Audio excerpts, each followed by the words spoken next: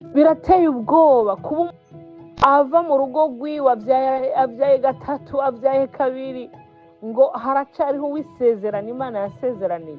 Imana yambwiye ngo hari uwundi yasezeraniye, uwisezerano ryanjye ntarazi. Birateye ubwoba kuba umugabo yakwirukana umugore wiwe ngo hari uwisezerano. Umuntu ariko arasezerana n'abagabo 5, umuntu ariko arasezerana n'abagore 3, ukawukana n'uyu ngo si uwisezerano, ukawukana n'uyu ngo si uwisezerano. Mu rugo habeho kwihangana, ikindi habeho gusenga. Satani agwanya ingo, Satani agwanya abera b'Imana cyane mu rugo. Aba kwikuza kwa aba yumva yahatera agatebe, ariko wowe uri kuranyura mu mubabaro, ni ukuri ndakuremesheje. Wowe uri kuranyura mu bigoye bikomeye cyane, ndakwihanganishije. Urugo ruraryana birumvikana, urugo rurababaza. Iyo wahuye n'umugabo mubi, iyo wahuye n'umugore mubi, birababaza. Biravuga ngo ni Gehonomu ya kabiri.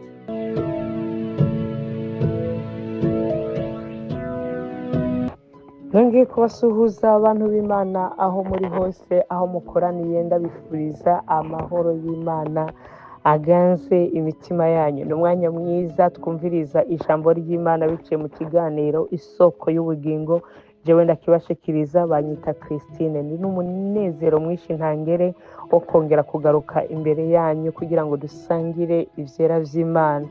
Bakundwa, ndafashe uyu mwanya nongera gushimira abantu bose babana nanjye, bankurikirana kandi batuma ijambo ry'Imana hatandukanye, abagira like, abagira komateri, n'abantu mudasiba kugira gutuma ijambo ry'Imana ahatandukanye mufasha kuvuga ubutumwa. Yesu abaha umugisha. Ndabasaba mugira subscribe. Umuntu wese yumva ko ibiganiro biri kubera mufasha, nikaze kugira subscribe. Imana data ibaha umugisha. Ndashimiye Kristo rero yanyiyumviriyeho. Ntabwo biba byoroshe, ntabwo ari ikintu cyoroshe, ariko Imana data yiduhaye umwanya, sinareka kubishimira Uwiteka. Hari igihe umuntu abyiyumvira ntibikunde, ariko ko biba byakunze bakunzi, ndashimiye Imana. Uyu munsi rero mbazaniye ijambo Imana yashize ku mutima rivuga ngo kwahukana ni iki? Ukwahukana ni icyaha cyane. Kwahukana Bibiliya bivugaho iki? Nagomba nongere mvuge ngo ubu ibintu byirekeranye no kwahukana no kongera gushaka ni ikintu nasaba umukristo wese aje mu bwami bwo mu ijuru. Umuntu wese anyumva avuga ati numva ashaka kuzabona ubwami bwo mu ijuru. Ikintu cyo kwahukana rero ni ikintu cyo kwitonderwa cyane, ugafata umwanya ugasenga cyane. Ikindi nacyo ugasoma ijambo ry'Imana, kubera yuko impamvu mvuze ngo ni ikintu cyo kwitonda, ni ukugira ngo Imana data yo mu bwami bwo mu ijuru yonyine aba ari kwemeza icyo ukwiriye gukora. Hano hanze hariho inyigisho nyinshi zitandukanye zibivugaho ugutandukanye. Ababyigisha benshi ntabwo babihurizaho, kubera yuko hariho ababivuga bivanye n'ijambo ry'Imana, babikuye mu ijambo ry'Imana, bakubwira icyo ijambo ry'Imana rivuga. Hariho n'abandi babivuga kubw'ubwenge bwabo, hariho n'abandi babivuga kubera amarangamutima yabo. Rero navuga ngo kubera amarangamutima yabo, hariho n'abandi babyigisha bazabikubwira bivanye n'inyungu zabo ziri inyuma zinyegeje umwana w'umuntu adashobora kumenya ako kanya. Niyo mpamvu bene data nobabwira ngo muri iki gihe mube maso, tube maso. Kristo ari hafi. Dukore icyo ijambo ry'Imana rivuga. Ikitari muri Bibiliya ni ikinyoma. Ikitari muri Bibiliya, icyo utazabonesha Bibiliya ni ikinyoma. Icyo Yesu atavuze, icyo intumwa z'Imana zitavuze ni ikinyoma. Ubwo bundi bwenge ni ikinyoma. Impamvu ushobora kubifata uko wowe ubyumva mu bwenge bwawe, ariko ukabuhishije ubugingo buhoraho. Bibiliya rero iravuga iki ku bashakanye? Ijambo ry'Imana 2 Itangiriro igice cya 2 ku murongo wa 24, duhereye ku murongo wa 24. haravuga ngo nico gituma umuntu azosiga se na nyina akabana n'umugore wiwe akaramata bakaba umubiri umwe. Nico gituma iyi ni Imana Data, Imana yaturemye ivuga ngo nico gituma umuntu azasiga se na nyina akabana n'umugore wiwe akaramata bakaba umubiri umwe. Imana ishimwe. Hanyuma dusome Matayo igice cya 19 duhereye ku murongo. Matayo igice cya 10 ku murongo wa 3 haravuga ngo abafarisayo baza kuri we bamubaza, mbega birabereye ko umuntu yirukana umugore kubw'inyanduruko y'ikintu cyose? Nawe arabishura ati, ntaho murasoma yuko uhereye mbere na mbere rurema yabaremye bari uburyo bubiri, ikavuga ati nico gituma umuntu azosiga se na nyina akabana n'umugore wiwe bombi bakaba umubiri umwe. Bituma batakiri babiri ariko baba babaye umubiri umwe. Nuko ico yamatanije umuntu ntazakimature. Baramubaza bati, none se niki catumye Mose agera ko bamuha icete cyo kuvavanura akamwirukana? Arabishura ati, Mose yabarekuriye kwirukana abagore banyu kuko imitima yanyu ikomantaye.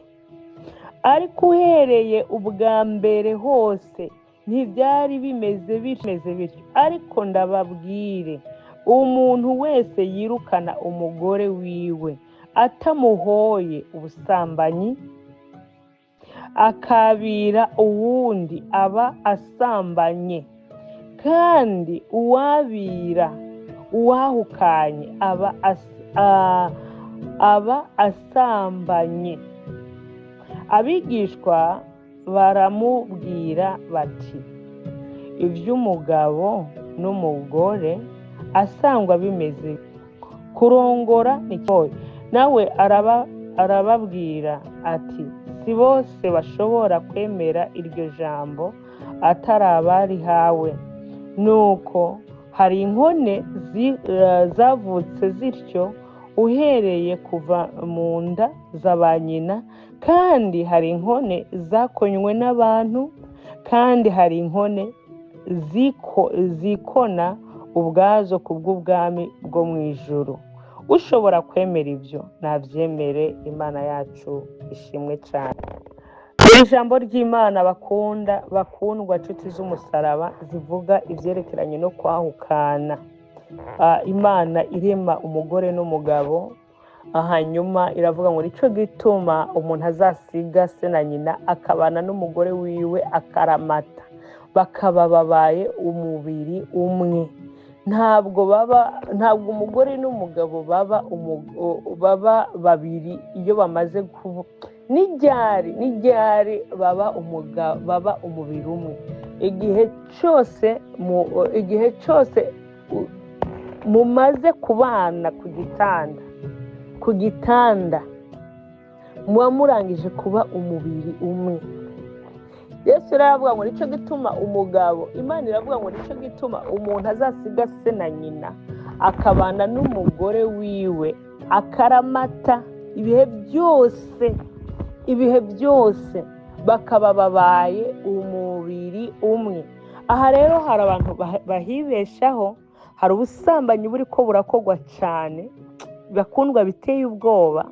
Abantu bitwaza ngo ntitwagize mariage, ntago twagiye mu rusengero, ntaho twandikiranye, mubyaranye rimwe, mubyaranye kabiri, mubyaranye gatatu, ejo uramwitegereje urangije uravuga ngo mbonye uwundi mukobwa, cyangwa se mbonye umugore, umuhungu mwiza, umugabo mwiza, umubogari, ugiye kubwira pasiteri, ejo utangiye gutangiza ingwano mu rugo, uvuye mu rugo rwawe. Ariko Bibiliya iravuga ngo bombi baba babaye umubiri umwe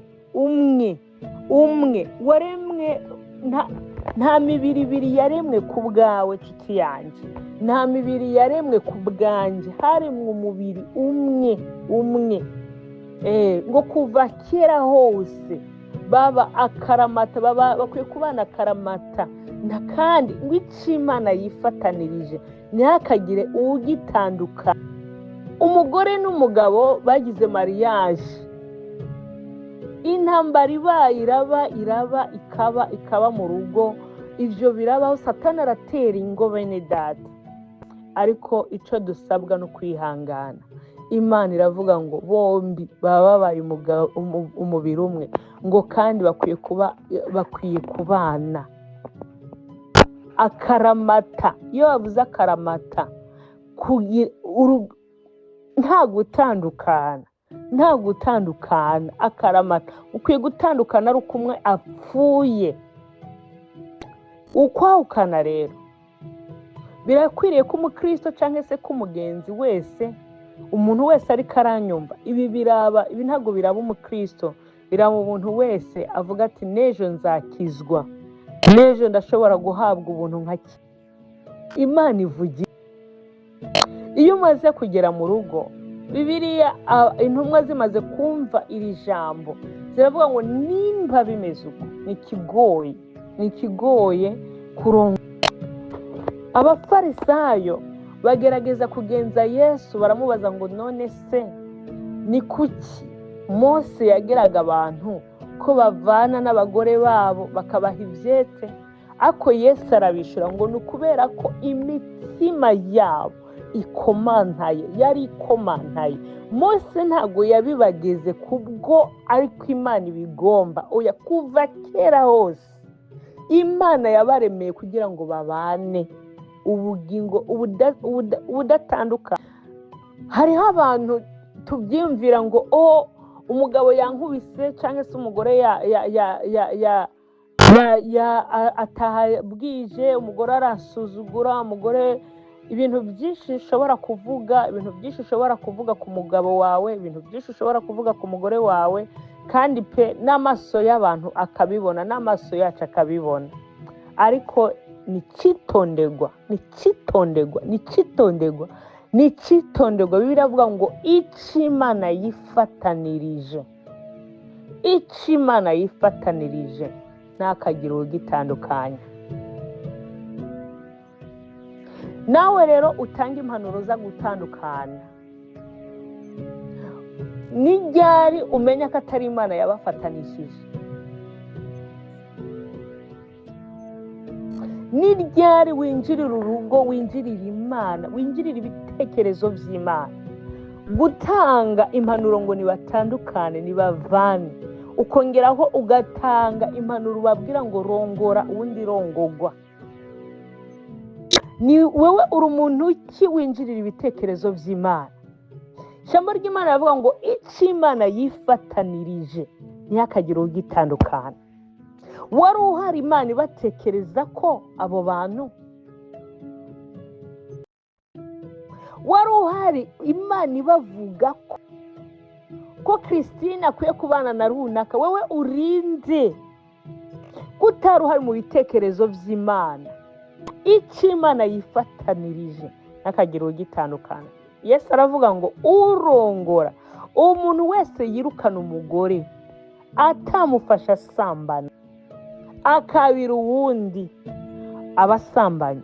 Kandi nagomba mvuga aha hantu, gufata umugore wawe asambana ntago Bibiliya kurekurira kurongora. Oya, tuzagaruka mu kindi gice turabe Bibiliya iravuga gute.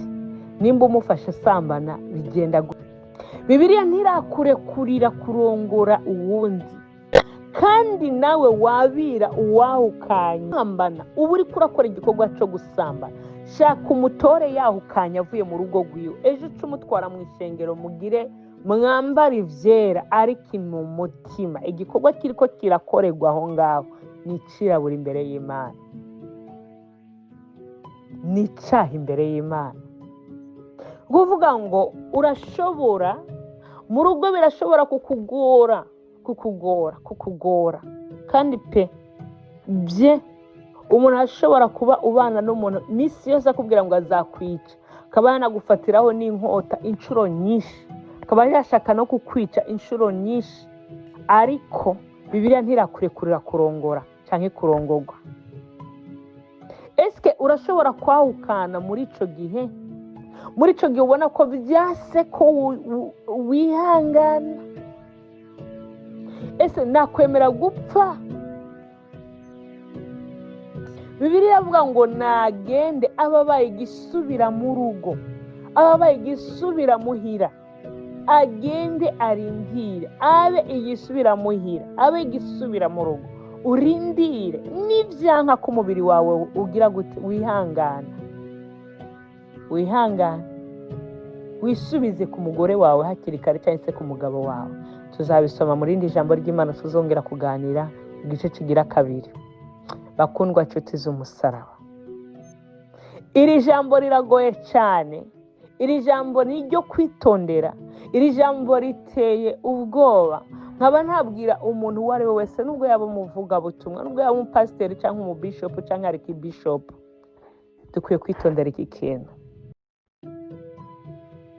Umugore abanye n'umugabo wiwe imyaka irenze 2, irenze 3, urashaka kumbwira ko abo bantu atari umubiri? Igihe cyose muzahana amasezerano mu rukundo rwanyu, mukagera igihe mugenda mu nzu mugakora igikorwa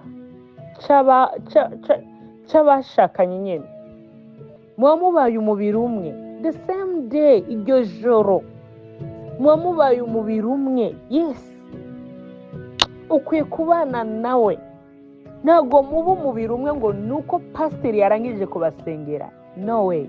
Mu igihe cyose mukoze iki gikorwa cy'abashakanye, iki gikorwa cy'abashakanye nicyo gihuza umuntu n'ubundi kwitwa umubiri umwe. Turakwiye ngo bombi bakabana karamata. Tuzasoma ijambo ry'Imana ritandukanye, nuko niko ndagenda ndabavangira, ako nzazana ijambo ry'Imana ritwereka ngo ni ryari umugabo, umusore cyangwa umukobwa iyo bagize icyo gikorwa cy'abashakanye baba barangije kuba umubiri umwe. Niyo mpamvu dukwiye kwitonda. Umuntu aba yaragendeye mu byaha, sava, mu butamenya, ariko noneho iri jambo kiryumva cyangwa se warasomye ijambo ry'Imana, ukwiye kumenya ni citonderwa bene data, ni citonderwa. Noneho hakwitwa ko mwabanye nk'umugore n'umugabo, nubwo mutaba mwagize mariage. Imbere y'Imana ibabona nk'umugabo n'umugore. Wasize so na nyoko, wasize so wawe, uja mu nzu yawe, uhamagara uwundi mukobwa, murabanye ijoro, murabanye amajoro 2, murabanye ukwezi, muri umubiri umwe. Ejo umwirukana he? Ntabwo mwagize isezerano. Yes, mwararigize isezerano, ajya amagambo mwahanye, iryo sezerano. Pasiteri aza kwemeza cyangwa se abantu tuzanwa n'isezerano riba ryakorewe hagati muri mwebwe, iryo riduhamagara. Ntabwo pasiteri azaza gukora kubasezeranya hatari isezerano ryabaye hagati muri mwebwe. Rijya sezerano niryo ridukoranya, niryo rituzana. Muraduhamagara kuba ibyabona by'isezerano. Pasiteri aza kubahezagira hako hari isezerano ryakozwe hagati yanyu muri mwebwe. Murarangije, murabanye, nubwo pasiteri atabasezeranije, bene data mwabaye umubiri umwe. Noneho mubyaranye umwana wa mbere, mubyaranye uwa kabiri, mubyaranye uwa gatatu, umwirukana nkande. Ejo ngo ubonye icuki, ngo ejo ngo ubonye umubogari, umugabo mwiza. Ubwo n'ubusambanyi buriko burakorerwa mu mashengero, buriko burakogwa. Ngo pasiteri ngo ntitwasezeranye, nta sezerano twagire, ntawe twandikiranye. Mwaragandikiranye kuko hagati muri mwebwe hari Imana yababonye, hari Imana yari ihari, hari Imana ibabona nk'umubiri umwe. Yes, hari Imana ibabona nk'umubiri umwe. Ugusezerana ni byiza ku mukristo, niwo muco w'abera b'Imana. Ako mu gihe se imibiri yanyu yase kwihangana, mu gihe habuze byitwa ngo ni uburyo, iyo habuze uburyo imibiri yanyu ikanga kwihangana, mukagira igihe mwihuza, ikivuze ko mutari umugabo n'umugore. Rubanda babita gute se? Abantu babita gute? Iyo tubabona muva mu nzu imwe, mwambaye musohoka mu nzu imwe, mutaha mu nzu imwe, abantu babita gute? Babita umugabo n'umugore. Ejo muzongera mu byo ngo twari mu busambanyi, ngo ntaho twandikiranye, reka ndamwirukane. Ntawe umwirukana umutwara. Ntabwo urongora uwundi, uwo wundi urongoye muri, ahubwo niwo mugiye mu busambanyi. Rero ibyifuzo n'ubusambanyi buri ko burakorwa, buri ku irevu yo hejuru, buri ku rwego rwo hejuru. Bikwiye ko umuntu akwiye kwitonda. Icyo Imana yifatanirije ntakagira ugitandukanye. Mwibuke ngo hariho abavutse ari inkone, hariho n'abandi bemeye kwikona kubwo ubutumwa bwiza, kubw'ubwo bwami bw'Imana. None nawe birase ko wihangana. Nimba hari umuntu ashobora kwikona kubw'ubwami bw'Imana, ibyo akabyikuramo akabiri, wewe ni wo kwihangana. Nimba umugore munaniranywe, ugasenga Imana yacu ishoboye. Birateye ubwoba kuba umugore ava mu rugo rwiwe, abyaye gatatu, abyaye kabiri, ngo haracariho uwisezerano Imana yasezeraniye. Imana yambwiye ngo hari uwundi yasezeraniye, uwisezerano ryanjye ntarazi. Birateye ubwoba kuba umugabo yakwirukana umugore wiwe, ngo hari uwisezerano. Umuntu ariko arasezerana n'abagabo 5, umuntu ariko arasezerana n'abagore 3, ukawukana n'uyu ngo si uwisezerano, ukawukana n'uyu ngo si uwisezerano, ngo hari icyo Imana yamvuze ko. Bene data, tube bombi baba babaye umubiri umwe. Imana yaremye imibiri ingahe? Imana yaremye imibiri ingahe? Icyo Imana yifatanirije umuntu ntakagitandukanye. Umwana w'umuntu niko aho yinjira mu bitekerezo by'Imana. Igihe yandemaga, igihe yakuremaga, nta wundi muntu yari ahari ngo aze ngo ashingire intahe, ahamye avuga ati burya Christine n'uwa Claude, burya Claude n'uwa Chantal. Imana, icyo Imana yifatanirije ntakagira umuntu agitandukanye. Twirinde. Umuhamvu umukobwa asenga cyane mbere yuko winjira mu rugo. Musore fata igihe cyo gusenga cyane mbere yuko winjira mu rugo. Umaze kugwinjiramo ugiye mu isezerano. Umaze kugwinjiramo nta yandi mahitamo kugeza, nta yandi mahitamo ufise, nayo kubana n'umugore wawe akaramata, nayo kubana n'umugabo wawe akaramata. Ejo uzavuge ngo byari byangoye, ubuzima bwarangoye, ubuzima bwabaye bubi, nkirakurongorwa n'uwo mbonye, ntasenze Imana, ntagize gute. Ibyo ntago biraba pasiteri ntakagira uzanira icyaha cyawe, ntibiraba umukozi w'Imana n'umwe ntakagira uzanira icyaha cyawe. Twe abasenga bazagusengera kugira ngo Imana Data ihindure umutima w'uwo mugabo cyangwa se w'uwo mugore. Ikindi dusome ijambo ry'Imana riri muri Matayo igice cya 18 duhereye ku murongo wa 15.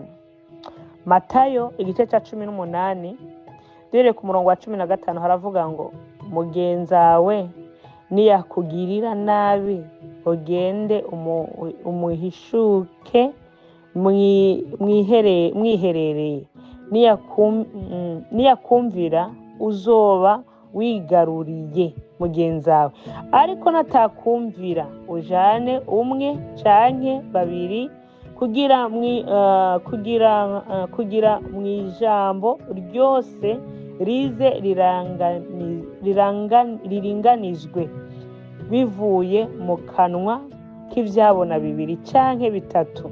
Ku murongo wa 17, natakumvira ubwire ishengero, niyanka kumvira ishengero naryo, kuri wewe uzaba nk'umunyamahanga. Ariko ndashaka gusoma ijambo rivuga ngo uguharira. Mugenzi wawe nakugirira nabi uzamuharira ukungana gute? Ariko nibaza ko icyo Imana ishaka kuvuga, mugenzi wawe naguharira, nakubabaza, nimwacumurana, biravuga ngo umuharire ibetangabo inshuro 70. Inshuro 70 kuri 70 ku munsi umwe niyakugirira nabi. Kandi n'ibyanka yuko we aguharira, wewe ukwiye kumuharira izo nshuro zose. Inshuro 70 ku munsi kuri 70 niyakugirira nabi, nataguharira urondere uwundi muntu. Ni hahandi iyo byanse ko wewe akubabarira, shaka uwundi muntu. Nivyanka, shaka uwundi muntu agira kabiri. Nivyanka, twara n'ishengero. Aho no kugira ngo urondere amahoro. Uwo ni umuntu wo hanze, uwo mu rugo wewe mwabanye, mwagiriranye, mwabanye, mwasangiye byose, ukwiye kumuharira birenze. Yesu nashimwe. Turakwiye kwihangana, mu rugo habeho kwihangana. Ikindi habeho gusenga. Satani agwanya ingo, Satani agwanya abera b'Imana. Cyane mu rugo abakwiye kuza abayumva yahatera agatebe. Ariko wowe uri kuranyura mu mubabaro, nukuri ndakuremesheje. Wowe uri kuranyura mu bigoye bikomeye cyane, ndakwihanganishije. Urugo ruraryana, birumvikana. Urugo rurababaza. Iyo wahuye n'umugabo mubi, iyo wahuye n'umugore mubi, birababaza. Biravuga ngo ni gihonomu ya kabiri, biravuga ngo ni gihonomu ntoya. Ariko umubabaro wawe nubwo ntabwo uwo mubabaro untera kuvuga iby'Imana itavuze. Nubwo nkukunda, nubwo uwo mubabaro uri kuranyuramo, ntabwo ushobora kuntera kuguhanura gukora icyo Imana itasize ivuze. Ntabwo naguhanura ngo wahukane ugende urongore cyangwa urongogwe. Oya, byibuza nakubwira ati nimba byanse ko wihangana, wamubabariye, wamusabye imbabazi, mwahariranye, byanze, raba ahantu ugenda ubigisubira mu rugo, wihangane, wongere usenge. Birumvikana, ntabwo wakwemera kubaho kugira ngo upfe, umuntu agufatireho inkota upfe. Ariko Bibiliya iravuga ngo icyo Imana yifatanirije ntakagira ugitandukanya. Nta muntu nje guhanura hano ngo atandukane nawe na mugenzi we. Ariko senga cyane, Imana izakubwira icyo gukora. Senga cyane. Pasiteri yakubwira mu marangamutima yiwe kubera ko agukunda. Nyoko wawe cyangwa so yakubwira mu marangamutima yiwe kubera ko agukunda. Nanje nakubwira mu marangamutima yanje kubera ko ndagukunda. Ariko tugarutse muri Bibiliya, icyo Imana yifatanirije ntagira ugitandukanye. Kandi bombi babe umubiri umwe, babana akaramata. Bikakunanira ko urondera amahoro mu rugo rwawe, hari igihe umwe akwiye kuba mbunde bahonyore kugira ngo asigasige urugo. Hari igihe umwe akwiye kwemera agaca bugufi. Yes, umugore akwiye guca bugufi cyangwa umugabo agaca bugufi. Ni ukuri Bibiliya iravuga ngo nimba yahukanye agende abe igisubira mu rugo. ntabwo bibiri ivuga ngo agenda ashake cyangwa ashakwe. Rero nimba ngo umubiri ni ukurya bikanga ko wihangana, vuba wisubize, urondera ukuntu wisubiza hamwe nawe. Hariho abavuga ngo ndacyari mutoya, ndacyari muto, sindi mubi. Hariho abandi bankeneye, yego baragukeneye pe, kandi uri mwiza, wararemetse, kandi nawe uracyari umubogari, birumvikana uracyari muto, ariko Bibiliya nta yindi nzira ikurangira. Amahoro ari muri Kristo, uburuhukiro buri muri Kristo, inyishu ya byose biri muri Kristo. Ninde yatubera umwubatsi atwubakira? Ni Kristo wenyine. Hungira kuri Kristo, ja ku mavi, senga amasengesho y'uburyo bwose kugeza igihe ubona ko Imana izanye amahoro mu rugo rwawe. Otherwise biragoye cyane. Iri jambo ry'Imana baryumvise, Imana Data ibampera umugisha. Ndagushimiye cyane mwami w'abami, ndagukengurukiye bwirukiro bw'amahanga. Izina ryawe niryubahwe, izina ryawe nirishigwe hejuru. Iri jambo twari ko turumva rivuga ibyo kwahukana. Bibiliya ivuga iki? Mana Data, nje ndarivuze nk'umwana w'umuntu, ariko Umwuka Wera ryigishe cyane birenze uko narivuze. Mana, uganira imitima y'ubwoko bwawe, bw'abakumva, abantu bose bakumva, abantu bose basoma Bibiliya. Ndinginze mwami Yesu Kristo, urinde izingo, urinde ingo z'abubatse mu izina rya Yesu Kristo. Urinde abagabo, barinde abagore b'ibyigenze kuko barahari, ubarinde inkumi z'ibyigenze kuko zirahari. Urinde abagore, ubarinde abagabo b'ibyigenze kuko barahari, ubarinde abasore b'ibyigenze mwami, mu izina rya Yesu Kristo. Umuntu wese yubatse Mana, umurinde impanuro mbi mu izina ry'uwatubambiye ku musaraba i Golgotha. Turangamije amaso hejuru, nzanye izingo imbere y'inyonga zawe Mana, uhagararire uwubatse wese mu izina rya Yesu Kristo. Umubere inyishu isi idashoboye kumuha, umubere inyishu abakamenyi badashoboye kumuha, ariko ni wowe nyishu, ni wowe buhungiro mu izina rya Yesu. Hoza amarira y'uyu mumama ariko ararira, uhoza amarira y'uyu mupapa ariko ararira. Wibuka abana bariko barabaho nk'imfubyi kandi ababyeyi bagihari. Uwiteka uzana amahoro mu ngo, Uwiteka utwubakire mu izina ry'uwatubambiye ku musaraba i Golgotha. Ndakwinginze Mana, usuke urugo mu bubatse, usuke umunezero, usuke amahoro mu bubatse, usuke ubumwe mu bubatse mu izina ryawe ryera Yesu Kristo. Nirukanye Satani hagati y'abubakanye, ndasengera izi ngo ziri mu madivorce mu izina rya Yesu Kristo. Uwiteka Mana ushoboye byose, Mana ukora ibyo abantu badashoboye gukora. Izi ngo ndazisengeye mwami w'abami. Tanga amahoro mu ngo, tanga amahoro mu ngo, tanga amahoro mu ngo. Ongera Mana kongera kubahuza mu izina rya Yesu Kristo. Gatanya ariwe Satani yaraje, ariko Mana nongeye ndasenze wewe Mana ukora ibyo abantu badashoboye gukora. Wongere kubashira hamwe, wongere kubahuza kugira ngo abana babeho neza, kugira ngo abana babeho atari nk'imfubyi Yesu wanje, kandi bagihari ababyeyi babo. Ndakwinginze wiyerekane, ndakwinginze utabare, ndakwinginze. Ndasambuye ubwami bw'ikuzimu, ndasambuye imigabo yose ya Satani, ndasambuye ibitari ibyawe ku buzima bw'abubatse mu izina ry'uwatubambiye ku musaraba i Golgotha. Yesu Kristo tubisenze twizeye, haleluya. Ni mu izina ryawe ryera Yesu Kristo nyaguhora ku ngoma tubisenze twizeye, amen.